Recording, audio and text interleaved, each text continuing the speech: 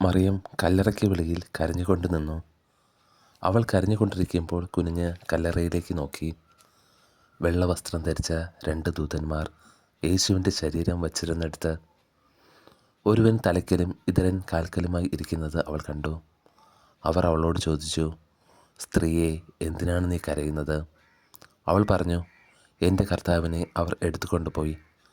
അവർ അവനെ എവിടെയാണ് വച്ചിരിക്കുന്നത് എന്ന് എനിക്കറിഞ്ഞുകൂടാ.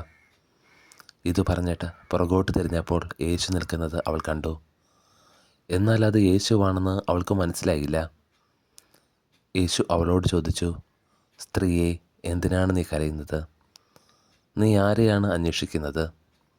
അത് തോട്ടക്കാരനാണെന്ന് വിചാരിച്ച് അവൾ പറഞ്ഞു, പ്രഭോ, അങ്ങ് അവനെ എടുത്തുകൊണ്ട് പോയെങ്കിൽ എവിടെ വച്ചു എന്ന് എന്നോട് പറയുക. ഞാൻ അവനെ എടുത്തുകൊണ്ട് പോയിക്കോളാം. യേശു അവളെ വിളിച്ചു, മറിയം.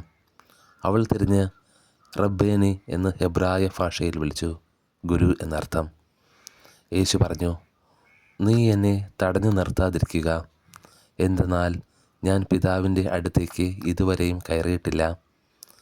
നീ എൻ്റെ സഹോദരന്മാരുടെ അടുത്ത് ചെന്ന് അവരോട്, ഞാൻ എൻ്റെ പിതാവിൻ്റെയും നിങ്ങളുടെ പിതാവിൻ്റെയും എൻ്റെ ദൈവത്തിൻ്റെയും നിങ്ങളുടെ ദൈവത്തിൻ്റെയും അടുത്തേക്ക് ആരോഹണം ചെയ്യുന്നു എന്ന് പറയുക. മഗ്ദലേന മറിയം ചെന്ന് ഞാൻ കർത്താവിനെ കണ്ടു എന്നും അവൻ ഇക്കാര്യങ്ങൾ തന്നോട് പറഞ്ഞു എന്നും ശിഷ്യന്മാരെ അറിയിച്ചു.